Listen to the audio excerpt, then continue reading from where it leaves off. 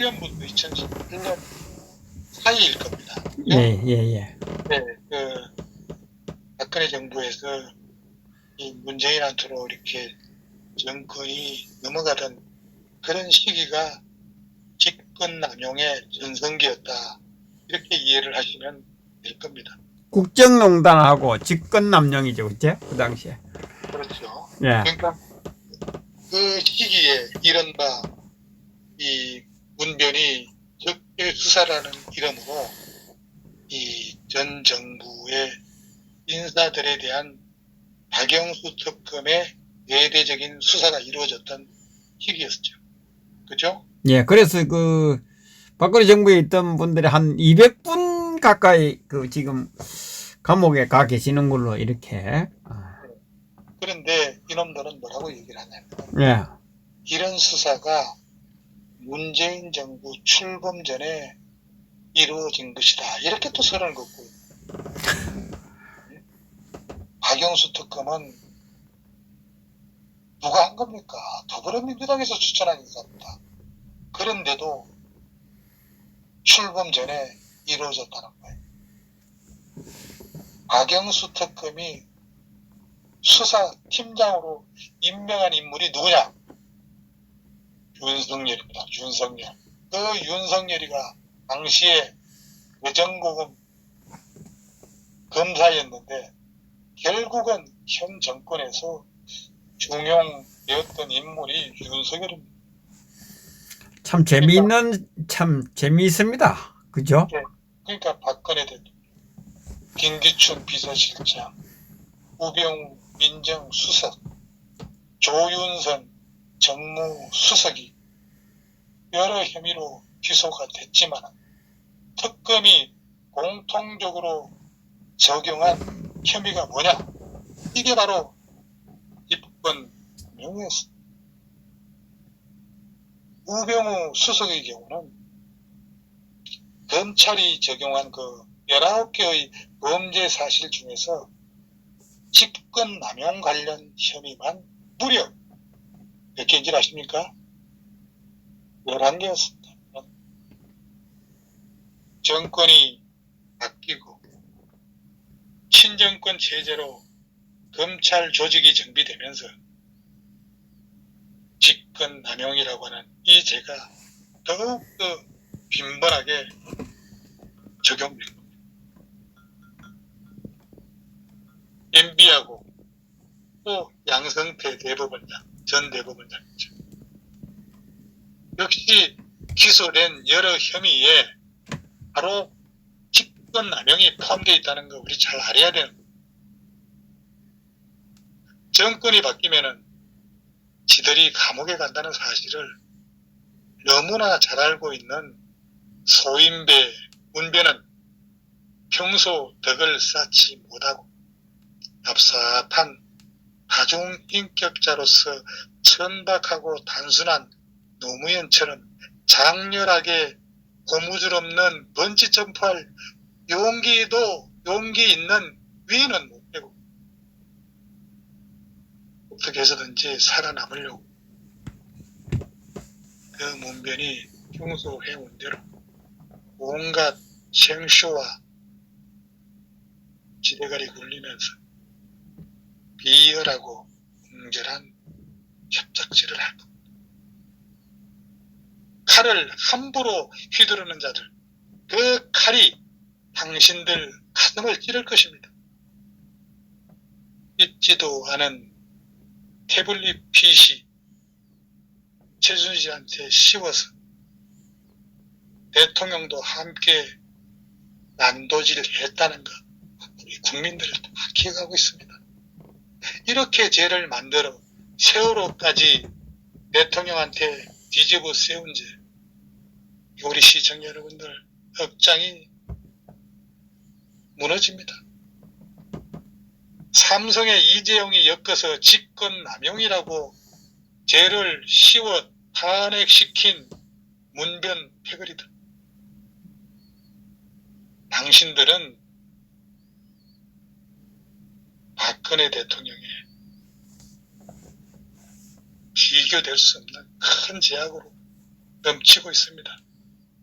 이 얼어 죽을 인간들 천벌을 받을 겁니다. 그리고 이 사건은 국방부 장관하던 김관진의 그런 직권 남용하고도 또 비슷하게 흘러가고 있습니다.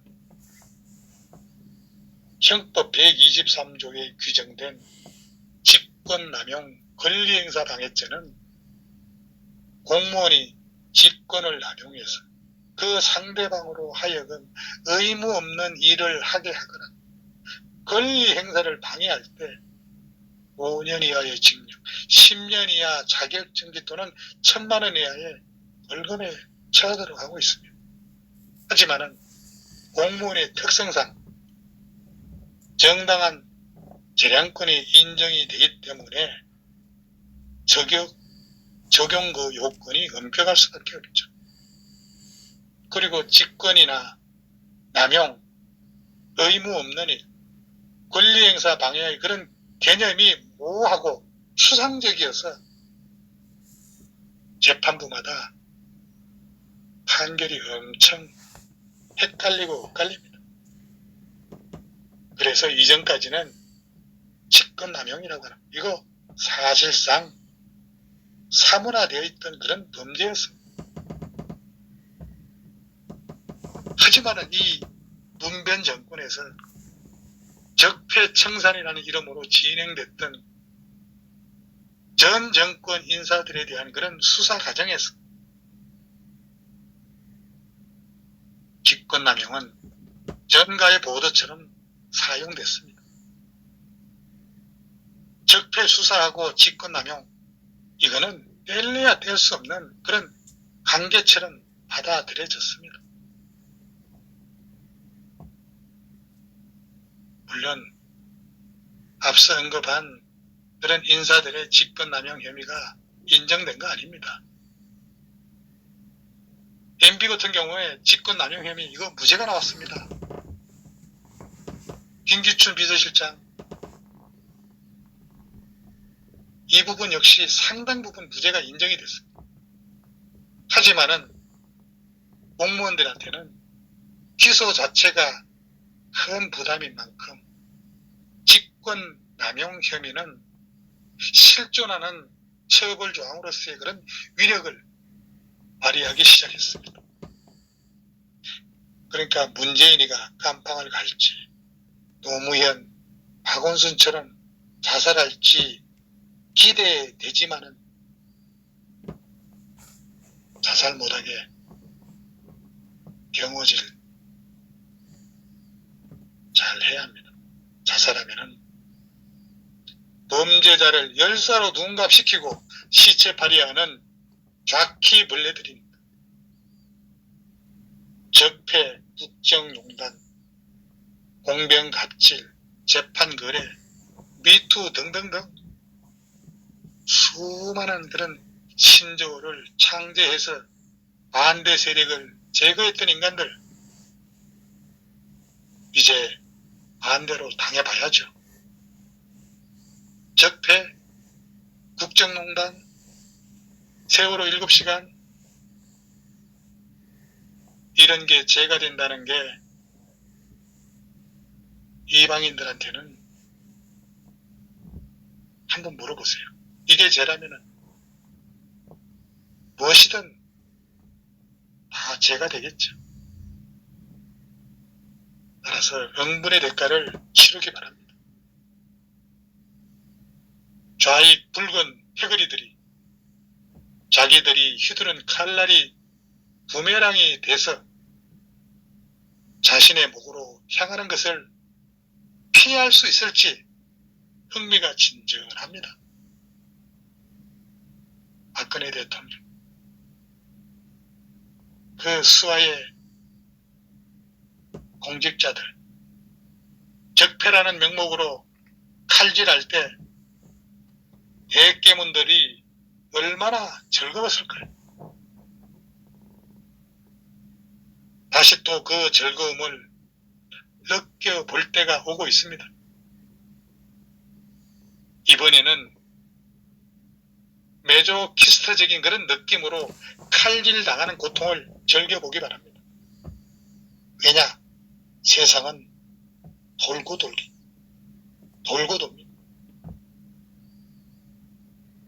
지금 추미애하는 거 보세요. 이거 정치적 직권남용입니다. 감방으로 보내야 합니다. 그 아들은 탈영병이 맞습니다. 따라서 감방으로 보내야 합니다. 세상의 이치는 공평, 공정이 기본입니다. 남을 죽였으면 다음에 자기가 죽는 것이 기본, 즉 공정, 공평 아닙니까? 이게 천리입니다. 천리. 인간이 천리를 어떻게 거역할 수 있겠습니까? 다만 부당한 것인지 정당한 것인지의 차이일 뿐입니다. 자, 정치와 사법은 원칙적으로 분리되어 있습니다. 그러나 현실적으로 사법도 정치에서 자유로울 수는 없습니다.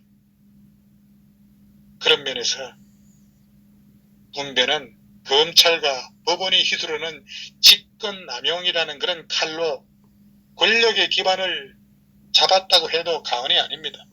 어떻게 해서든지 죄를 만들어내야 한다는 그런 압박감으로 인해서 검찰이 직권남용이라고 하는 그런 녹슨 칼을 휘두를 수 있는 분위기를 조성해 줬고, 그 결과 오히려 검찰에 힘을 실어주는 그런 모양새가 됐던 거예요. 국가 파괴, 국가 반역, 국가 내락, 국가 국보 탕진, 민심 교란, 허위 사실 유포, 국민 기만, 사회 질서 파괴, 중산층 몰랑, 국가 장기 전략 파괴, 질병 예방 실패로 인한 국민 빈곤층의 대량 양산, 그리고 지금 부동산 폭등, 부동산 정책 실패로 인한 국민 부채 증가하고 금융 질서 위기 도발, 국민의 양극화 조장으로 인한 국론 분열. 여러분들 주변에 보세요. 청년 정책 실패로 인한 인구 전력 도래하고 있고, 아무리 둘러봐도 문변 발창은 영창으로 갈 수밖에 없는 것으로 보입니다. 이 사람의 가장 큰 제목은 국가 파괴제일 겁니다. 김관진이나 우병우, 남재주는 국가와 국익을 위해 최선을 다한 애국자들입니다. 이런 사람들을 적폐라고 엮어넣기 위해서 판례도 없는 직권남용죄를 뒤집어 씌워 감옥에 보냈고, 지금까지 영의의 몸이 되고 있습니다. 이제 그 죄가 부메랑이 돼서 그들의 목을 칠 것입니다. 이게 바로 하필 규정이고 정의 구현이라는 거예요. 역설적으로 그 칼이 지금 문변 정부를 향하고 있습니다. 추미애가 윤석열을 감찰하고 직무를 정지시키는 과정에서 일련의 행위들이 직권남용에 해당한다는 그런 목소리가 지금 곳곳에서 터져나오고 있고, 결국 그 배후에 누가 있겠습니까? 문변에 지시가 있었던 것 아니냐는 그런 의혹이 솟아나고 있는 거예요.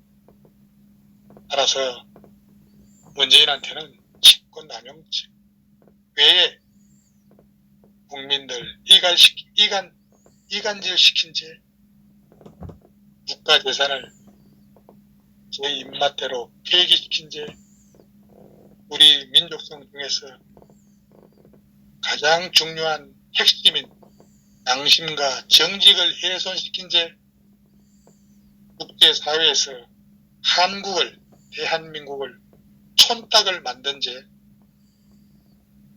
평등, 공정, 정의 등의 좋은 그런 의의에 오물을 뒤덮은 죄, 거기다가 조국같이 버리장머리가 없고 이기적이고 기회주의적인 그런 애들한테 편애하는 질 나쁜 수개의 죄, 국가와 후대의 미래를 암울하게 하는 퍼플리스트로서의 죄, 앞날의 비전과 먹고 살 것을 고민하기보다는 과거의 잘잘못에 올인해서 국가의 지향점을 잃게 하고 좋은 분들을 괴롭히고 모함한 죄, 민초들이 입을 더럽게 만든 죄, 정말 이 인간들 욕하느라고 원래 입들이 정말 험해졌습니다. 저 역시 요즘 윤석열이 징계를 놓고 현재 돌아가는 상황은 절대적으로 추미애한테 불리하다는 그런 분석들이 많습니다.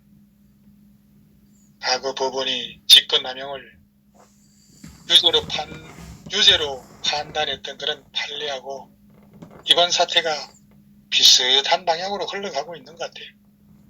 그 대표적인 게 10월에 그 2심에서 직권남용 혐의에 대해 유죄를 받은 김관진 국방부 장관의 사례에서 볼 수 있습니다. 그 김관진 장관의 경우에는 2건의 사안에 대해서 직권남용 혐의로 기소가 됐는데 그 기소가 됐는데 하나가 북군 사이버 사령부 댓글 공작 수사를 방해한 것하고 다른 하나는 군무원 채용할 때 특정 지역 출신을 배제하라는 지시였다는. 근데 1심과 2심 법원 모두가 전자는 유죄고 후자는 무죄로 판단했다는. 법원이 앞선 혐의에 대해 유죄로 판단한 것은 김관진 장관이 사건을 축소 은폐하려는 그런 목적으로 무리하게 지시를 내린 것이 부당한 직권 행사로 봤다는 겁니다. 추미애의 경우 이거하고 아주 비슷하다는 겁니다.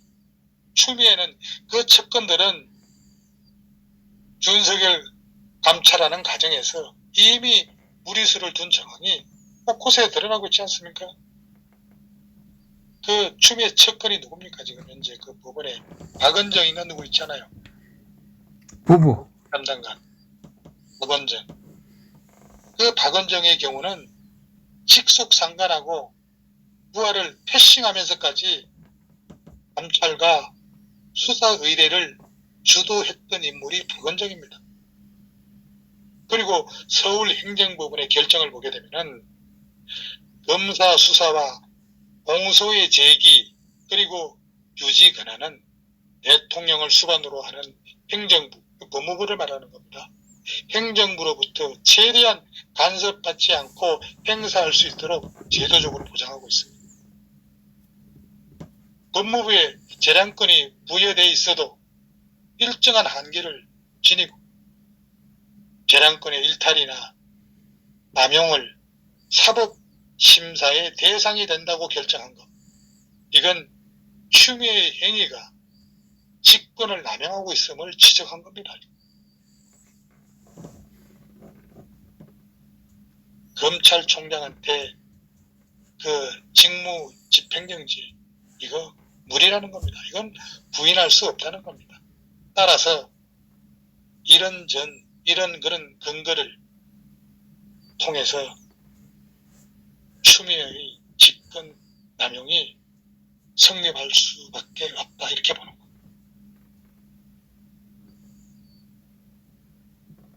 법무부 장관까지 하는 사람이 이런 법조항을 몰랐겠습니까? 추미애가 또 판사 출신이잖아요. 그거 몰랐을 리 없을 텐데 추미애가 어지간히 급한 사정이 있었나 봅니다. 지난 정부 때 그렇게 오지랖을 떨고 하더니만 이게 이제 부메랑이 되어서 돌아올 것이라고 여겼는데 가지 말아야 할 그런 깨름직한 길은 애초에 염두를 내지 않는 게 신상의 이로운데 더군다나 나라를 책임지는 공적인 자리는 자신뿐만 아니라 나라와 국민의 운명을 좌우하는 자리인데 그 말에서 뭐 하겠습니까? 이제 본인들의 거처는 어떻게 될 것이며 망쳐놓은 나라와 국민의 문제는 누가 책임지고 그 갈등을 누가 봉합할 것이고 온통 싸질러 놓고 그 자리에 차지하고 앉았던 겁니까? 권력의 눈먼자에 비참한 최후가 역사를 통해 어디 한둘이었습니까? 제발 국민은 빼고 당사자들만 피해자가 돼야 합니다. 국민은 좀 살기가 불편해진 것 같고 투표 잘못한 죄의 대가로만 받을 수 있게 주변 정리 잘하기 바랍니다. 정말 직권남용이라는 제목은 과거 정부 실각시키기에 안성맞춤이었습니다. 현 정권의 도를 넘는 불법과 사기와 조세 농단과 반역은 직권남용이라는 단어가 모자랍니다. 실각이 아니라 사형이라도 하지 않겠습니까? 묘자리 새로 만들어야 합니다. 어떤 묘자리냐고요? 반역자들의 묘자리라. 이거는 업보이자 당연한 순리입니다. 윤석열이가 지난 정부한테 들이댄 칼날을 문재인, 추미애, 조국한테도 똑같이 적용해야 이거 윤석열 검사로 인정할 거 아니에요? 좌파들하고 586 운동권 주사파들이 저지른 부정부패 비리가 이거는 역대 어느 정권보다도 비교할 수 없을 정도로 산처럼 높고 많습니다. 이거 국립호텔 신축해야 합니다. 법치 파괴도 식원죽 먹기 없고 라임, 옵티머스, 신라젠, 우리들 병원 금융사기 사건은 천문학적입니다. 4.15 총선 부정선거 조작은 그 손도 못 대고 있습니다. 추미애가 4.15 총선 부정선거 수사를 방해하려고 엉터리 프레임 수작을 벌렸을지도 모릅니다. 지금 강골 검사들 전부 휴배시켰습니다. 천벌받을 일만 남았습니다.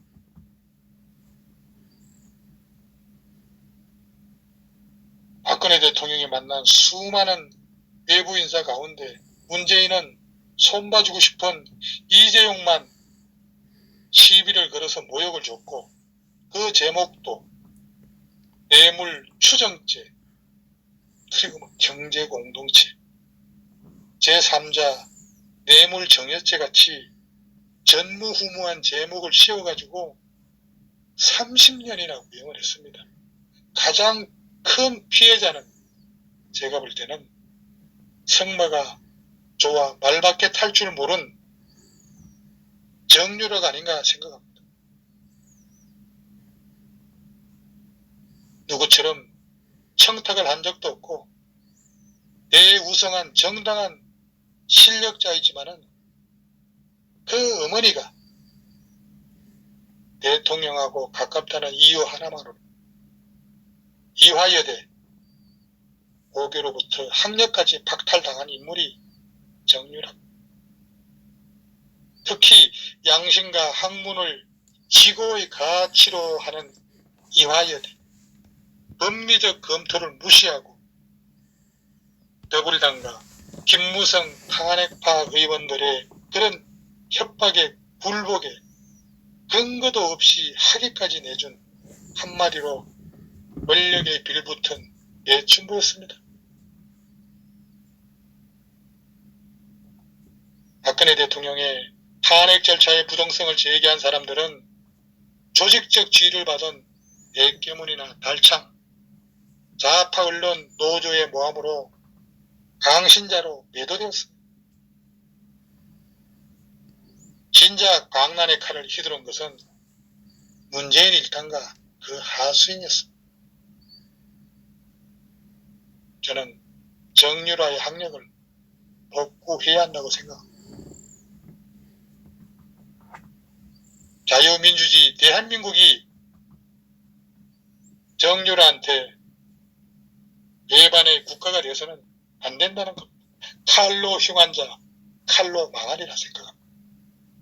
더도 말고 덜도 말고 박근혜 대통령한테 했던 만큼 부탁합니다. 문재인 정권 반드시 엄벌에 처리해 주기를 강력히 기대합니다. 여기까지 하겠습니다.